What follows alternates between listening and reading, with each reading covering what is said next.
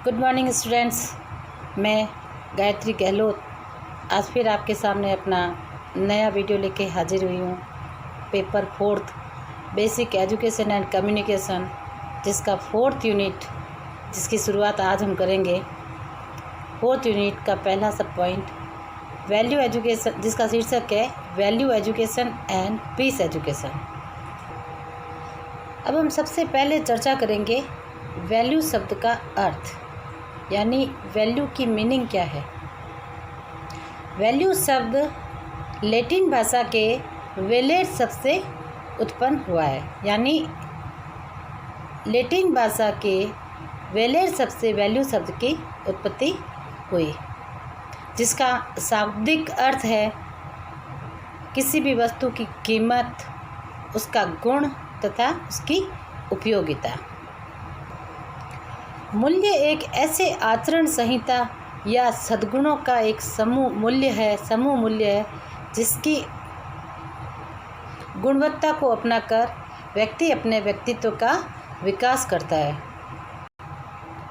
भारतीय धर्म ग्रंथों में मूल्य के लिए शील शब्द का प्रयोग किया गया है। शील शब्द का जो शाब्दिक अर्थ अपन कहें तो वो मनुष्य के चरित्र के रूप में प्रयुक्त हुआ है।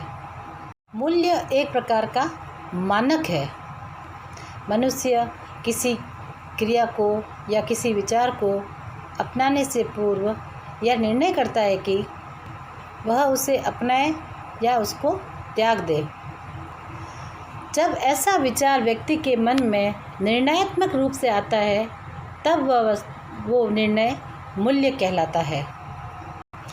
प्रसिद्ध लेखक जॉन जे काने ने अपनी परिभाषा में कहा है कि मूल्य वे आदर्श तथा विश्वास के मानक है जो व्यक्ति तथा समाज के सदस्य ग्रहण किए हुए होते हैं।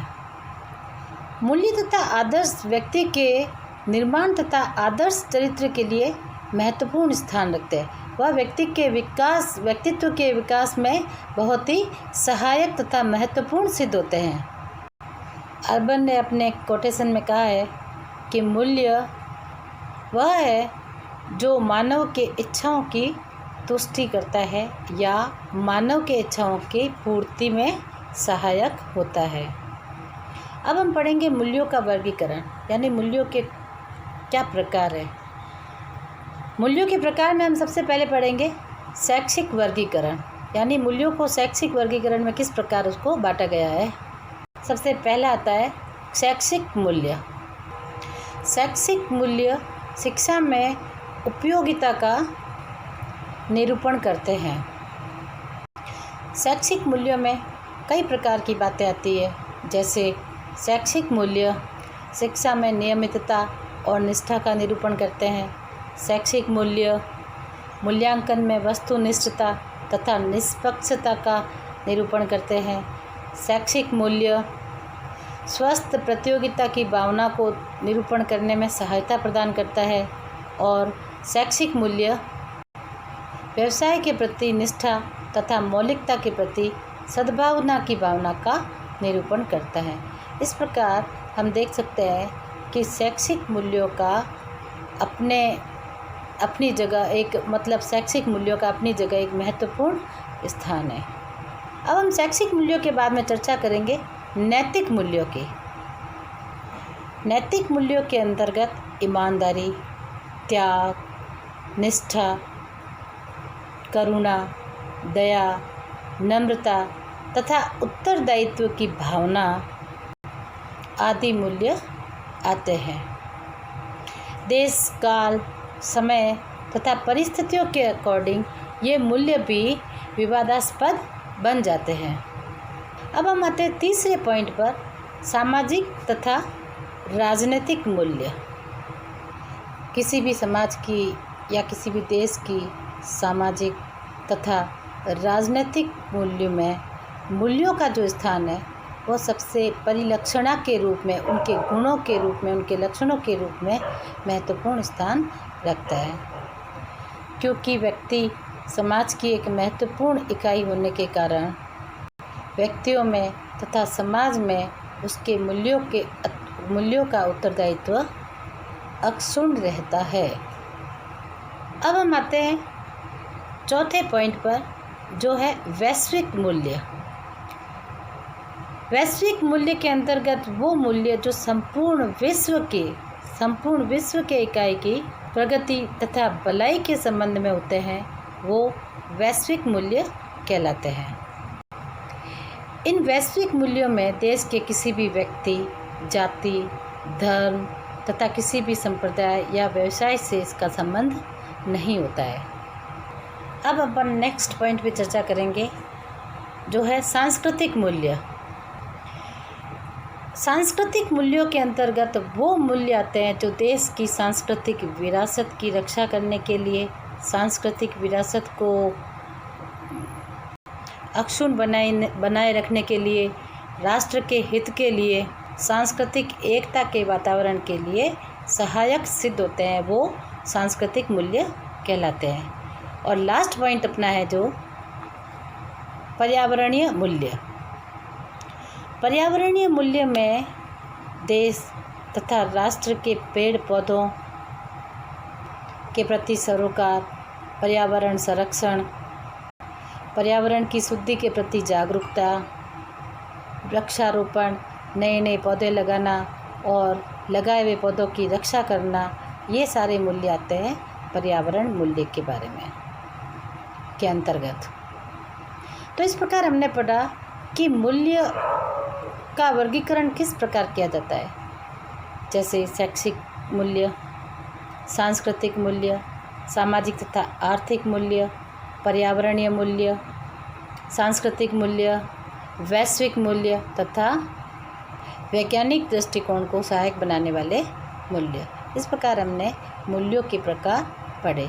अब हम चर्चा करेंगे सौंदर्य मूल्य, आध्यात्मिक मूल्य तथा सार्वभौमिक मूल्य, यानी एस्थेटिक, स्पिरिचुअल एवं यूनिवर्सल वैल्यूज़ के बारे में हम आगे चर्चा करेंगे, जो अभी मैं आपको बताऊंगी इन मूल्यों के बारे में।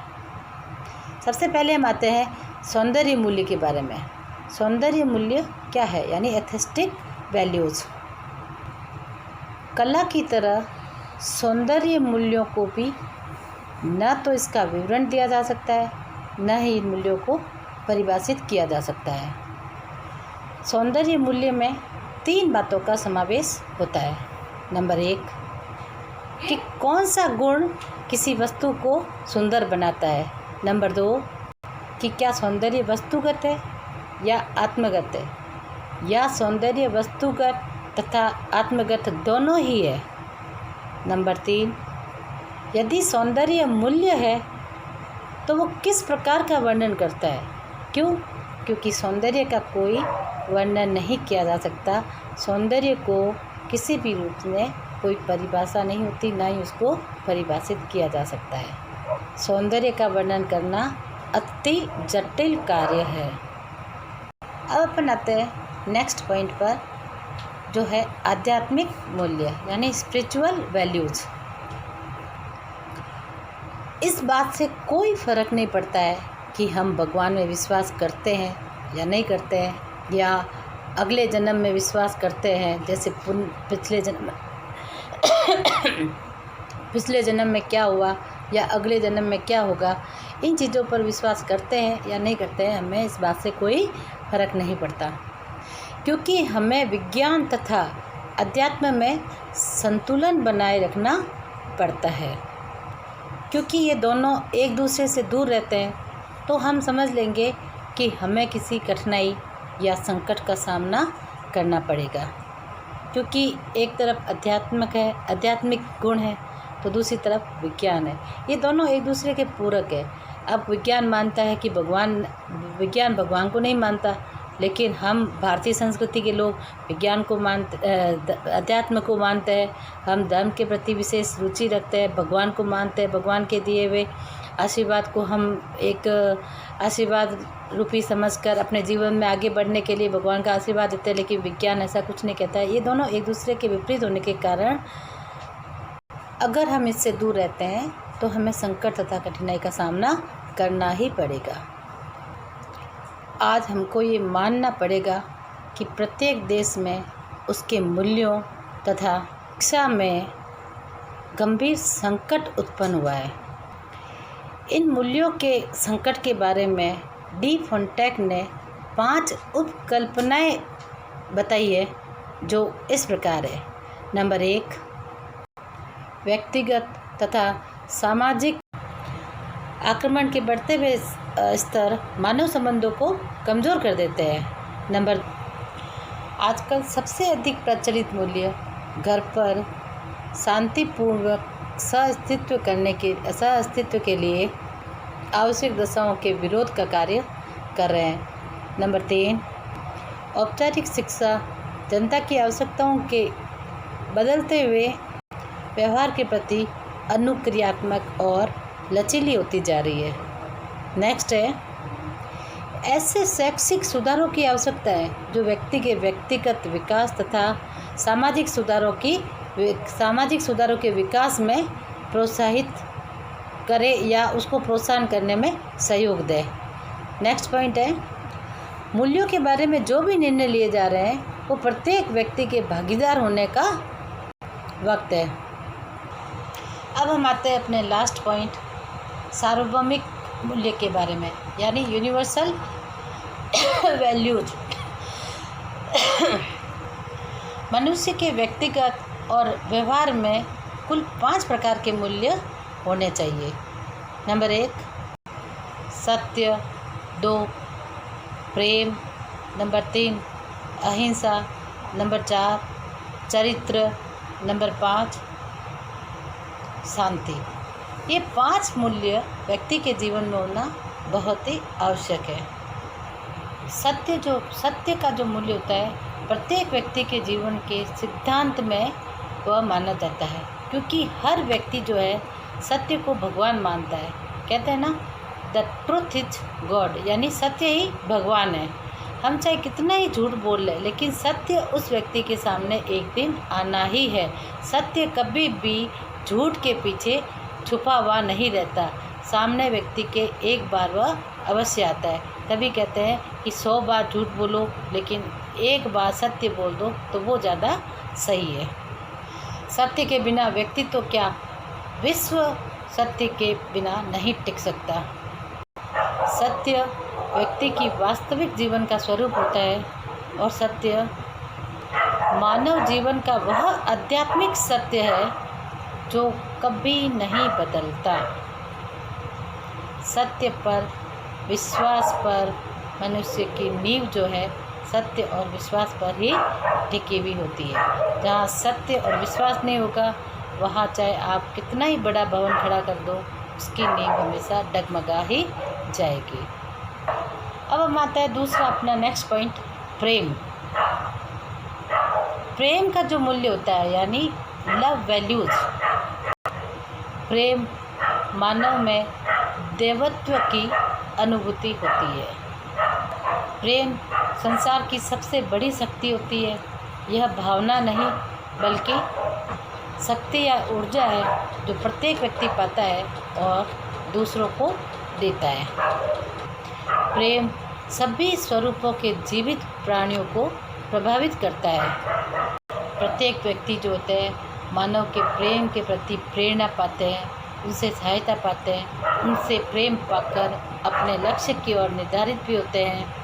यानी कुल मिलाकर हम कहते हैं कि प्रेम मानव को प्रसन्नचित्त और आनंदित कर देता है। अब अपन आते हैं अपने नेक्स्ट पॉइंट पर, जो है शांति। मनुष्य के संपूर्ण जीवन का आधार शांति पर टिका है, क्योंकि शांति ही व्यक्ति के जीवन को आनंदित करती है। आजकल की बदलते परिवेश, देश की परिस्थितियों को देखते हर व्यक्ति चाहता है कि उसके जीवन में, मस्तिष्क में उसके मानसिक शांति मिले, उससे किसी भी तरीके से वो जो कहते हैं ना मेंटली कॉन्फ्लिक्ट जो होते हैं, मानसिक द्वंद्व, वो ना होकर मानसिक शांति प्राप्त करें। व्यक्ति में शांति ही सबसे बड़ा महत्वपूर्ण स्थान रखता है, क्योंकि शांति नहीं होती, शांति अगर नहीं होगी व्यक्ति के जीवन में, ना तो विश्व का विकास होगा, न ही मनुष्य के व्यक्तित्व का या मनुष्य का खुद का विकास भी नहीं होगा, साथ साथ देश और राष्ट्र का विकास भी बिना शांति के रुक जाएगा। नेक्स्ट पॉइंट है अपना धर्म। धर्म जो है प्रेम का कार्य रूप या सदाचार होता है, वह धर्म होता है।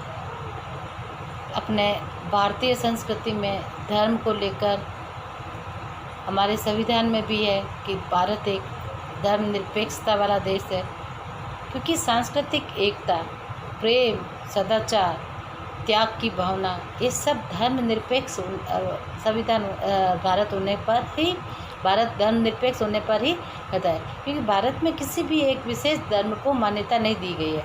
हिंदू, मुस्लिम, सिख, ईसाई ये एकता के लिए कहते हैं कि चारों आपस में हैं भाई भाई। यानी भारत किसी भी एक धर्म को विशेष स्थान नहीं देता है। हर व्यक्ति को किसी भी धर्म को अपनाने का अधिकार है। ये नहीं है कि हिंदू है तो वो मंदिर में जाएगा, मस्जिद में नहीं जाएगा। हिंदू मस्जिद में भी जाते हैं, मंदिर में भी जाते हैं, सिख गुरुद्वारे में भी जाते हैं। तो मतलब कुल मिलाकर धर्म जो है प्रेम और सदाचरण के आचरण का प्रतीक धर्म है। कुल धर्म में व्यक्ति अपने व्यवसायिक धर्म के प्रति अपना कर्तव्य निभाता है, और देश धर्म में राष्ट्र के प्रति अपना कर्तव्य निभाता है। मत धर्म में वो अपने धर्म के प्रति कर्तव्य निभाता है। गण धर्म में वो अपने समाज के कर्तव्य के प्रति अपना कर्तव्य निभाता है। और लास्ट है आपद धर्म, यानी आपदा के समय व्यक्ति अपने देश तथा राष्ट्र के हित के लिए अपने कर्तव्यों का पालन करने के लिए, अपने धर्म के हित के लिए अपने कर्तव्यों का, उत्तरदायित्व का पालन करता है। इस प्रकार हमने पढ़ा सत्य, प्रेम और धर्म के बारे में। अब है अपना सेकंड लास्ट पॉइंट शांति तथा अब है लास्ट पॉइंट अहिंसा। प्रेम, धर्म, शांति, अहिंसा, ये सब मिलकर हमें एकता के सूत्र में बांधता है। व्यक्ति को, समूह को, समाज को, परिवार को, देश को, राष्ट्र को एकता के समूह में बांधने के लिए धर्म की पराकाष्ठा, शांति, प्रेम, अहिंसा, इन सब का एक महत्वपूर्ण स्थान है। अहिंसा का अर्थ है किसी को भी मन, वचन, कर्म अथवा वाणी के अनुसार किसी व्यक्ति को भी चोट नहीं पहुंचाना। सभी व्यक्तियों के प्रति दया, करुणा तथा प्रेम के प्रति कार्य करने को कहना, उसको प्रेम तथा अहिंसा के प्रति प्रेरणादायक क्या कहते हैं उसको, प्रेरणा देना उसको। इस प्रकार हम कहते हैं कि सबके प्रति भला करने का कार्य अहिंसा को बढ़ावा देना, या भला करने की भावना उसके अंदर, व्यक्ति के अंदर भला करने की भावना का विकास करना। मानव के जो व्यक्तिगत पक्ष के जो स्तर होते हैं वो सार्वभौमिक मूल्यों से होते हैं।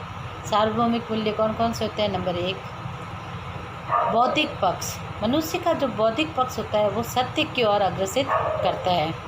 दूसरा होता है शारीरिक पक्ष। शारीरिक पक्ष हमेशा देश के प्रति सही कार्य करने को प्रेरित करता है, जो अपने धर्म को अपनाता है। और नंबर 3 है भावनात्मक पक्ष, जो शांति की ओर अग्रसित करता है। नेक्स्ट है मानसिक पक्ष, जो हमेशा प्रेम की ओर अग्रसित करता है। प्रेम की ओर बढ़ावा देकर व्यक्ति मनुष्य में सद्भाव, भाईचारा तथा सदाचार की ओर बढ़ने के लिए प्रयास करता है। और लास्ट है अहिंसात्मक पक्ष। अहिंसात्मक पक्ष में व्यक्ति को सत्य, प्रेम, धर्म और शांति के द्वारा किसी के मन, वचन तथा कर्म तथा वाणी के अनुसार किसी को ठेस नहीं पहुंचाना, किसी के मन को ठेस नहीं पहुंचाना, ये सारा जो है वो अहिंसा के अंतर्गत आता है। इस प्रकार हम कहते हैं कि मनुष्य के जीवन में राजनीतिक, सामाजिक पक्ष होते हैं, दूसरे सार्वभौमिक मूल्य होते हैं, शैक्षिक मूल्य होते हैं। ये सब मूल्यों की शिक्षा व्यक्ति के जीवन में अनिवार्य होती है जब व्यक्ति के व्यक्तित्व का विकास होता है और व्यक्ति आगे की ओर प्रगति करता है। तो बच्चों, आज हमने मूल्य की परिभाषा समझी, उसका अर्थ समझा, सार्वभौमिक मूल्य समझे, आध्यात्मिक मूल्य, सौंदर्य मूल्य के बारे में हम लोगों ने चर्चा की। अब अपना नेक्स्ट पॉइंट अगले वीडियो में लेके आऊँगी मैं। आपको ये वीडियो पसंद आया तो आप उसको लाइक तथा सब्सक्राइब ज़रूर करें। पास में घंटी का बटन दबाएं ताकि मेरे आने वाले वीडियो आपको आसानी से प्राप्त हो सके। नमस्कार।